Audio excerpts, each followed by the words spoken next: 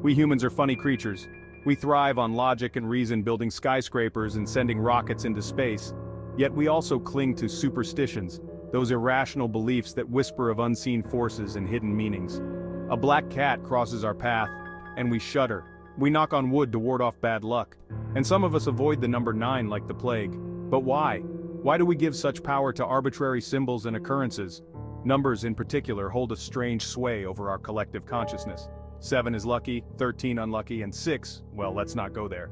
In some cultures 9 is a harbinger of misfortune, while in others it signifies luck and prosperity. Our beliefs, even the seemingly irrational ones, are shaped by the stories we tell ourselves and the traditions passed down through generations.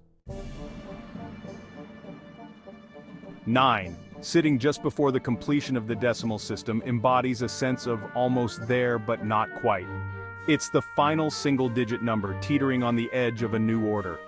This liminal position, this sense of being on the cusp of something greater, might contribute to its mystique.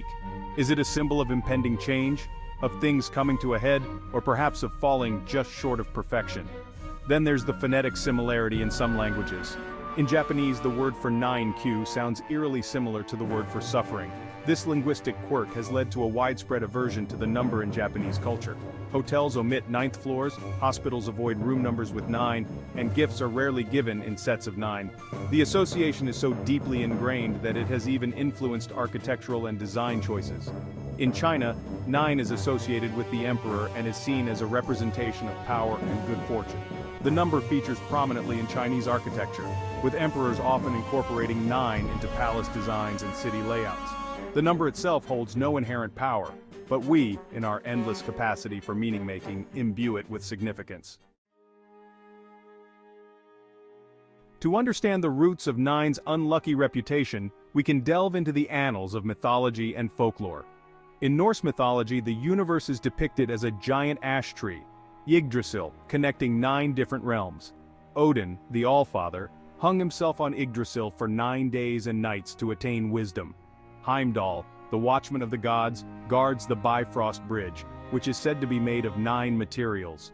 While these myths don't explicitly link 9 to bad luck, the association with trials, sacrifices, and the underworld might have contributed to its negative connotations in some cultures. Another possible source of 9's unlucky reputation is its association with cats. The saying "a cat has 9 lives" is widespread, and while it suggests resilience, it also implies a connection to death and the supernatural. Even in our technologically advanced age, where logic and rationality reign supreme, the specter of superstition lingers.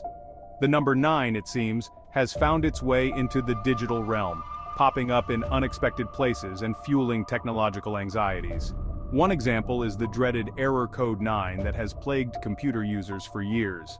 While the specific meaning of this error code varies depending on the system, it often signals a communication breakdown, a failure to connect, or a corrupted file. These technological glitches, while often easily explained by software bugs or hardware malfunctions, can tap into our deeper anxieties about control and the unknown. When our devices malfunction, we're reminded of our reliance on technology and the fragility of the systems we've built. And when that malfunction is associated with a number already imbued with superstitious meaning, it can amplify our feelings of frustration and unease. To delve further into the mystery of 9, we can turn to the ancient practice of numerology. In numerology, numbers are believed to hold vibrational frequencies that influence our lives and personalities. 9 in numerology is often considered the number of completion, representing the end of a cycle and the beginning of a new one. It embodies wisdom, compassion, and spiritual enlightenment, urging us to let go of the past and embrace our higher purpose. This association with endings and new beginnings might explain why 9 is viewed with both trepidation and hope in different cultures. Furthermore, if we add up the digits of the number 9, 9 equals 9 plus 0, we still arrive at 9.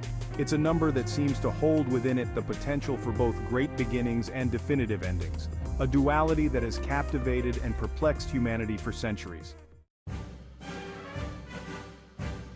In stark contrast to its negative connotations in some Western cultures, the number 9 is revered in many Eastern traditions. In China, as previously mentioned, 9 is associated with the emperor and is considered extremely lucky. The Chinese word for 9, Ju, sounds similar to the word for long-lasting, further cementing its association with longevity and good fortune. The Forbidden City, the historical palace complex in Beijing, features numerous examples of 9's significance. The palace has 9,999 rooms, almost reaching the perfect number of 10,000, which was reserved for the heavens, and its gates are adorned with rows of 9 brass studs, symbolizing the emperor's power and authority. Similarly, in Japan, despite the phonetic similarity to suffering, 9 is also associated with longevity and good luck in certain contexts. The kikubana, a type of chrysanthemum with 9 petals, is a symbol of longevity and is often used in celebrations and decorations. Even in the world of sports, where skill and strategy reign supreme, superstition finds a foothold. One of the most famous examples of the number 9's unlucky reputation is the curse of the billy goat in baseball.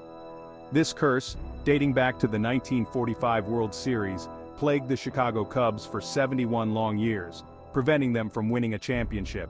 The curse's origin story involves a local tavern owner, William Cianis, who was asked to leave Game 4 of the World Series because the smell of his pet goat, Murphy, was bothering other fans.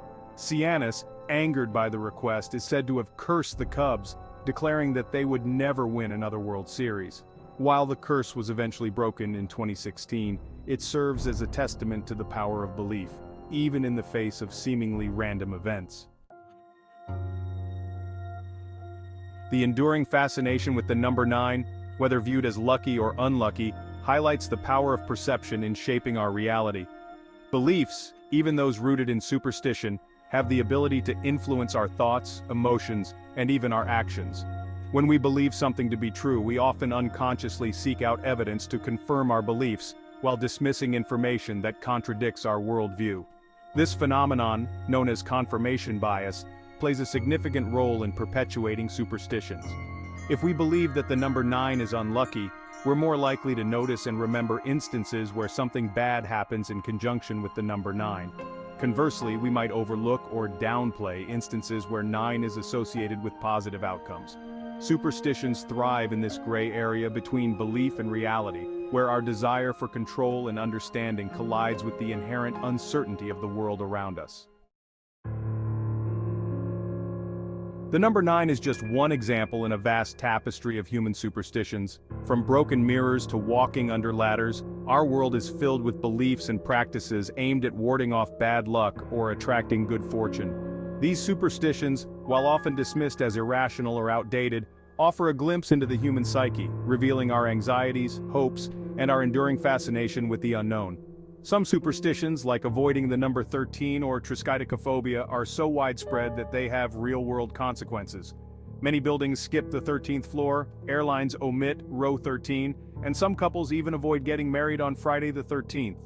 These practices, while based on unfounded fears, demonstrate the power of belief to influence our behavior and shape our environment. The persistence of superstitions in a world increasingly driven by logic and reason suggests that these beliefs fulfill a deeper psychological need. In an age of scientific advancement and technological marvels, it's tempting to dismiss superstitions as relics of a bygone era. After all, we live in a world where we understand the laws of physics, the principles of biology, and the intricacies of the human brain. Yet superstitions persist, whispering their ancient wisdom and tapping into our primal fears. Perhaps the key to understanding our continued fascination with superstitions lies in acknowledging the limits of rationality. While logic and reason are essential tools for navigating the world, they can't explain everything. Superstitions, in a way, allow us to embrace the unknown, to acknowledge the limits of our understanding and find comfort in the face of uncertainty. They remind us that there are forces at play beyond our comprehension, and that sometimes the best we can do is knock on wood and hope for the best. The number 9, with its rich history and cultural baggage, serves as a microcosm of the human relationship with superstition. It's a symbol that embodies both our anxieties and our aspirations, our fears of the unknown, and our hopes for a brighter future. Whether viewed as lucky or unlucky, 9 reminds us that beliefs, even those seemingly irrational, have the power to shape our perceptions, influence our actions, and leave an indelible mark on our world. In a world increasingly dominated by technology and data, it's easy to forget the power of the intangible, the unseen forces that shape our lives in ways we may never fully comprehend. Superstitions, like the belief in the power of 9, remind us to approach the world with a healthy dose of humility, acknowledging that there are more things in heaven and earth than are dreamt of in our philosophies. Perhaps in the end, it's not about eradicating superstition, but about understanding its enduring influence and learning to navigate the world with a balance of reason and wonder.